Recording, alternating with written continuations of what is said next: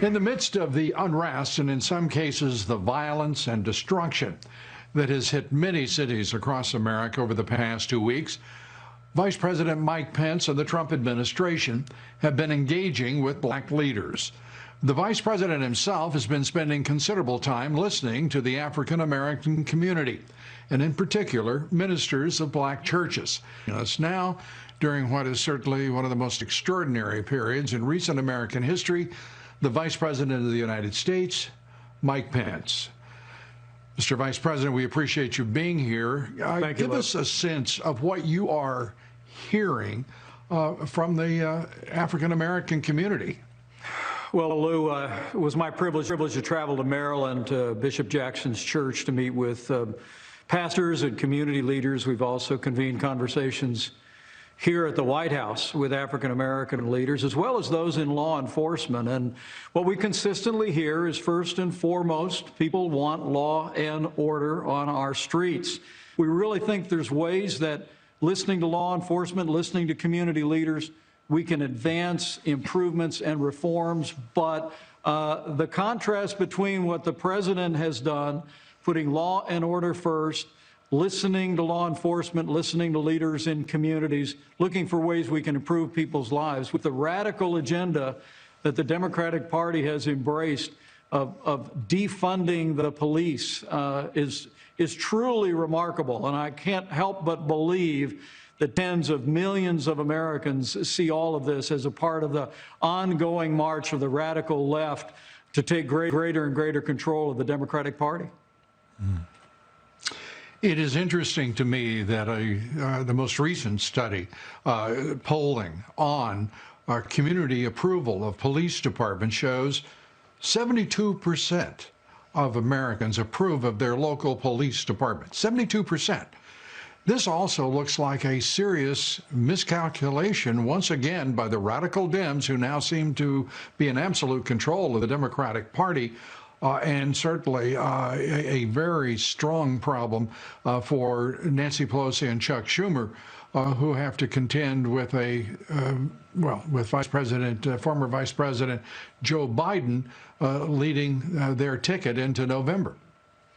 Well, that's right, Lou, and now you even have some Democratic leaders that are starting to back away from the call of their most radical supporters on the left, calling to defund the police. But even Joe Biden said that he would be willing to withhold federal funds from cities if they didn't otherwise comply with the new dictates. Look, President Trump brought together law enforcement officials. We've been listening to African American leaders here at the White House and in my travels. And what this president's prepared to do is what he's done all along, and that is advance policies that will ensure the safety of every American family in every community, and also the prosperity. And we understand that the wellspring of our prosperity is safe and secure streets. And, what we saw over the last 3 years before the tragic death of George Floyd sent our nation into the last 2 weeks of protests was that violent crime was declining all around the country. We'd seen the lowest unemployment rate ever recorded for African Americans. This president actually advanced legislation with Senator Scott to create opportunity zones. Now, thousands of opportunity zones have been launched in cities around the country, generating more than $100 billion in capital investment to create new jobs. And also, this is a president who has been a champion of a cause that African Americans have supported in overwhelming numbers for decades. He's been a supporter of giving parents the right to choose where their children go to school, whether it's public, private, parochial school. And we're going to continue to move forward in a way that puts law and order first. We're going to listen to law enforcement and to community leaders about constructive changes that we can advance and support in public safety. But we're not going to stop there, Lou. I mean, the truth is the Democratic Party has failed much of the African American community for generations in this country. Many of our African American families live in our inner cities that have the worst schools, the most unsafe streets, and they've experienced the very worst effects of that. I think that I would like to add to the list that you have just expressed. This administration has done more for African Americans in this country than any other administration in 50 years. It has achieved the lowest unemployment rate for African Americans in the country's history. Unprecedented funding for historic black colleges and universities, right. Justice reform. I think the listing, if I may say, and I know that there is certainly a temptation, is to be one way at this point, and I applaud you and the president for listening, and certainly think the country will be stronger for it. But I think that also has to be mutual and reciprocal. It has to be a communication across the country, and I think every American should be listening to what you and this president have accomplished, because it's extraordinary. And to see the Democratic leadership that have done nothing but oppose President Trump, Vice President Pence, and your administration kneeling in the Capitol. And as you say, devoid of ideas and achievement for the very people whose votes they take for granted. Your thoughts? Well, look, the contrast with what you've seen by Democrat leaders at the national and the local level, this president has been very stark, not just on policy, but because in President Donald Trump, you have a leader who is standing with law enforcement, standing with peaceful protesters, standing with African American families who want law and order on their streets. They want better schools. They want more jobs and more opportunities, and President Trump has been delivering that, and we're going to continue to deliver that. We think we have an opportunity here. We've been in discussions with law enforcement and with leaders in the African American community. We think we have an opportunity here to improve law enforcement. We heard that at the White House in that roundtable earlier this week, and the willingness that we heard of law enforcement officers from around the country, states, attorney generals, to find ways that we can strengthen law enforcement in this country, build public confidence in law enforcement. It's all there, Lou, and we're going to do that. But the most important thing is that we don't stop there. What I've consistently heard from African American leaders is that while we were all horrified by what we saw in the killing of George Floyd in Minneapolis, that it struck a nerve that we believe is much deeper. It goes into the issues that have beset the African American community for generations in cities that have been run by Democrats in liberal Democrat policies for 50 years, and they've failed to bring public safety. They've failed to bring jobs and opportunity. They've failed to bring safe and successful schools to our African American families. We're committed to seize this moment and not just find ways that we're working with law enforcement and community leaders to improve law enforcement, but we want to improve the lives of African American families in every city in this country, just as President Trump has been doing, as you said, every step of the way with record unemployment, opportunity zones, educational choice, that criminal justice reform, and a whole range of issues that we're in the process of achieving real results, which is what we're about at this White House.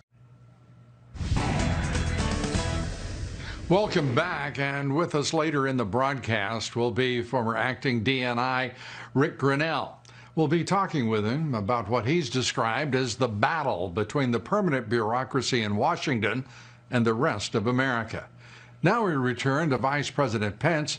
Our team has been following the potential health implications of these protests very closely, and what I can tell you is that at this point we don't see an increase in new cases now, nearly 2 weeks on from when the first protests took effect. We're also encouraged by the fact that you saw a great deal of consternation in the media over over Memorial Day weekend, Lou, where there were many gatherings on boardwalks and beaches and places around the country. We saw no significant uptick in new coronavirus cases from that. The truth is the American people have a lot of common sense. They understand the importance as we continue to work every day to put this coronavirus in the past of continuing good hygiene.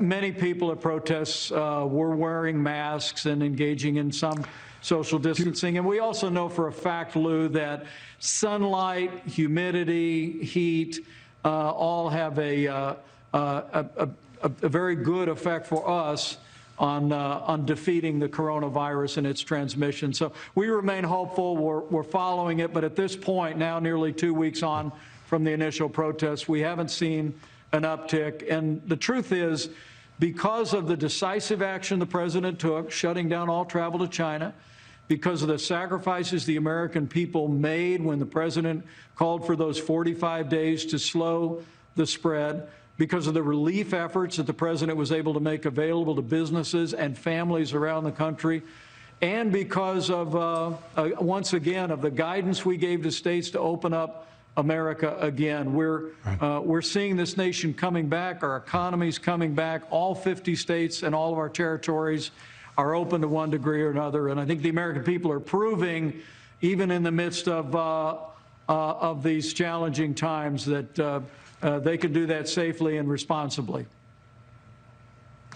I want to turn with that note on the virus, the Wuhan virus. We now know that China, its communist government, shut down domestic travel to prevent further contagion, but left wide open the invitation from the world for their travelers. So international travel by the Chinese, some of who were obviously contaminated, wasn't even discussed, wasn't considered. And we know now that the Chinese government lied to us. We know that they let an unsuspecting world go unwarned by the Chinese. That's akin, in some cases, to murder. Certainly for 100,000 plus Americans, don't you think? Well, and we grieve the loss of every single of the more than 100,000 Americans who've lost their lives to the coronavirus. But Lou, you're absolutely right. China was not straight with the United States, did not give the facts to our country or to the world. In fact, they didn't even allow CDC personnel to go to China to look at the real data and what was happening until the middle of February. That would be several weeks after the president suspended all travel from China, which again, I think you cannot overstate the significance of that. We didn't have a single domestic case in the United States other than people who had returned to this country from China at the end of January, and yet the president looked at the circumstances and he made that gut-level decision to suspend all travel from China. And I can tell you, it bought us invaluable time in standing up this whole of America response that did slow the spread. We flattened the curve. We saved lives. But the president's been very clear. We're gonna hold China and the World Health Organization accountable for their failure to adequately warn the world about the coronavirus. This is the sin and the act of Xi Jinping. It's indisputable. He did not warn an unsuspecting world of a deadly contagion. And his government instead is bellicose, threatening. The president of China himself telling the People's Liberation Army to prepare for war. And we continue to negotiate what was a historic agreement and treaty. Is that going to continue? Is there any prospect that they will honor their commitments this one time over the past 2 decades? Well, China continues to buy our goods and buy particularly agricultural goods. But But your viewers would do well to know that the vast majority of the tariffs that the president's imposed on China to reset that imbalanced trading relationship that existed under successive administrations are all still in effect. Right. I mean, no president has done more to stand up to China or to stand up for American workers in our relationship with China than President Donald Trump. And we will continue to stand strong there. We will continue to assert America's strategic interest in places like the South China Sea and the Asia Pacific. We'll continue to stand strong as China breaks their word to people of Hong Kong and the international agreements they made. We'll stand strong on human rights. But the American people can be confident that it's not just what happened with the coronavirus, but every step of the way, this president's strong stand with China has been vindicated. I think the American people see it, and they can be confident that President Donald Trump and our entire administration are going to continue. All of those who failed the people of our country and failed the people of the world when it came to the coronavirus. Vice President Mike Pence, thank you for your time. Appreciate it. And good to see you. Thank you, Lou. Our thanks to the Vice President for taking time to talk with us. Coming up here next will be DNI Rick Grinnell, former DNI, the man who revealed a trove of information about Obamagate. Rick Grinnell joins me right after this quick number of messages. We'll be right back. Stay with us.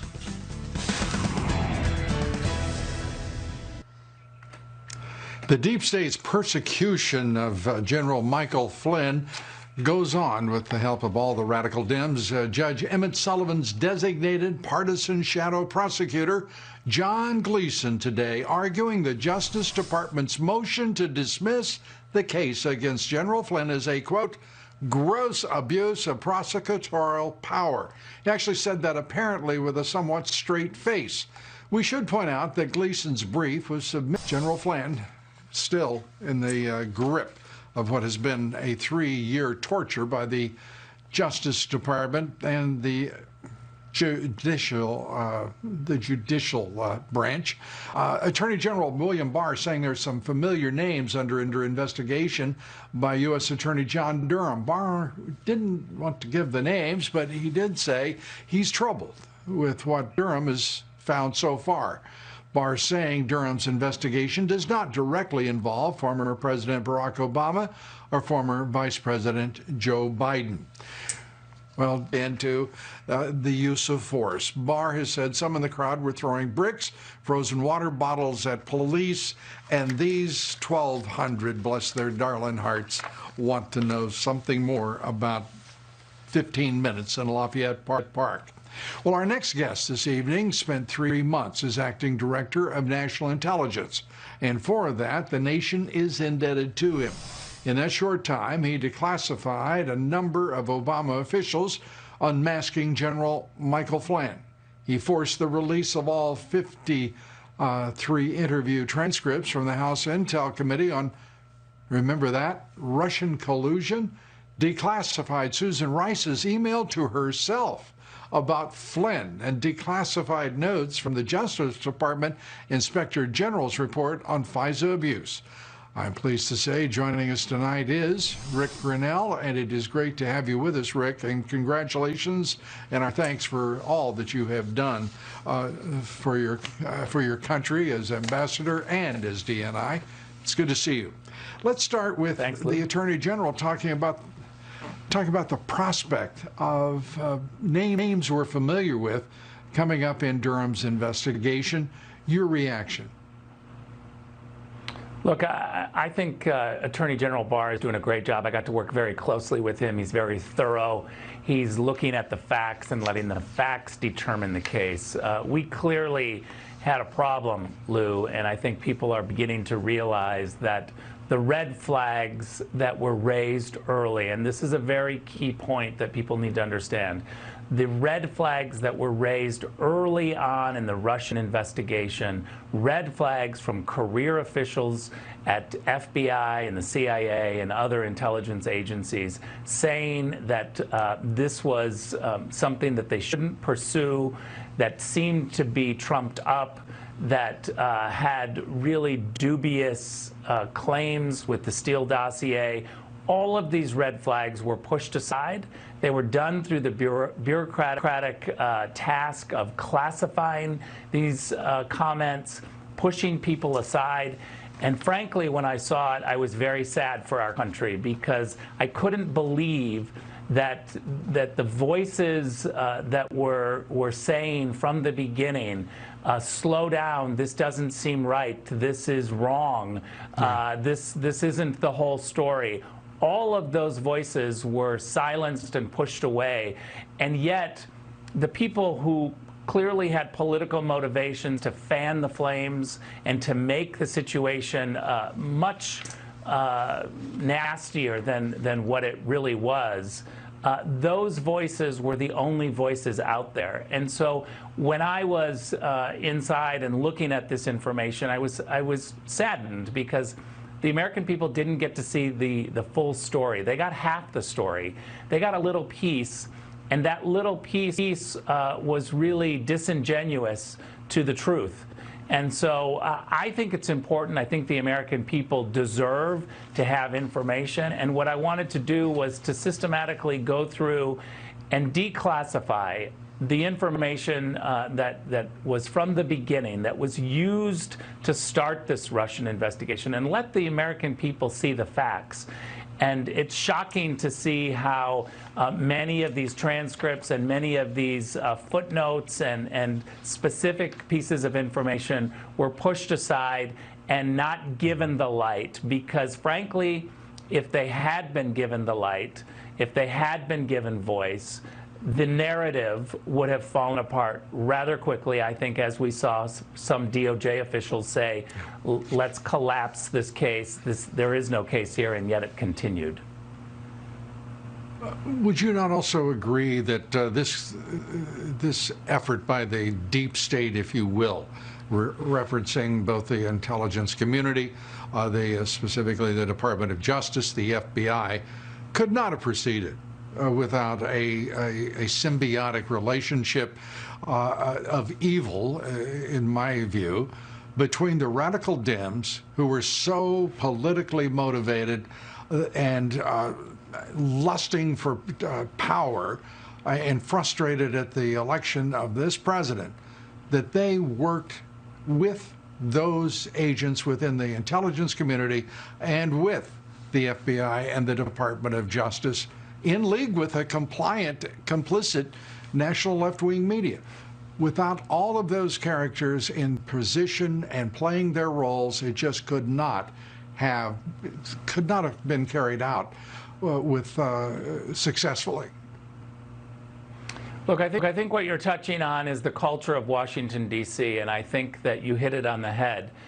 We have a real problem. Right now, we do not have a fight between Republicans and Democrats.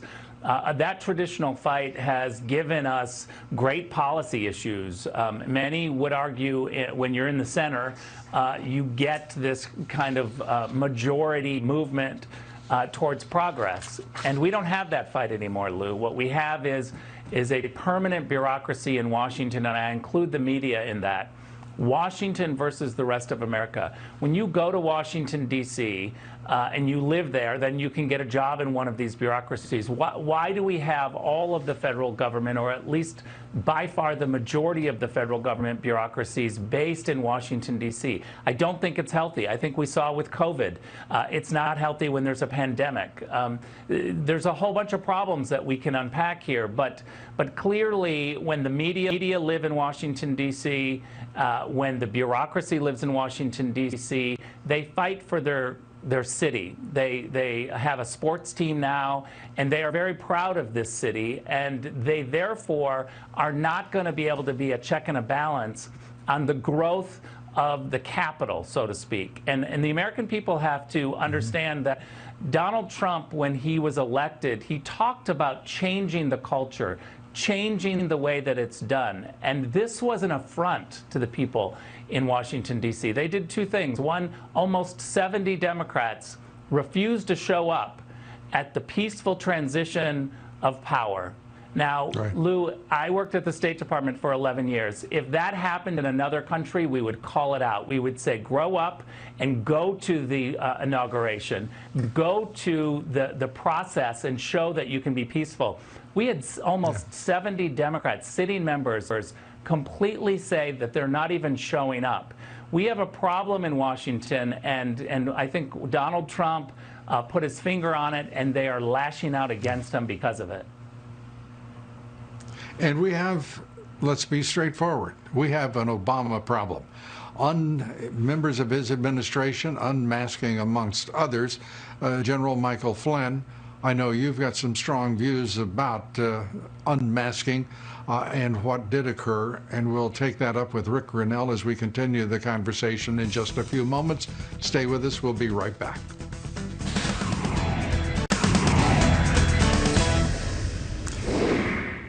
The unmasking of General Michael Flynn, the obvious partisan judicial process working against the general for the past 3 years. We're back with the former acting director of national intelligence, Rick Grinnell. And Rick, I want to ask you your thoughts about unmasking and what needs to be done to protect the rights of American citizens. Well, first of all, I think unmasking in and of itself is something that should be allowed.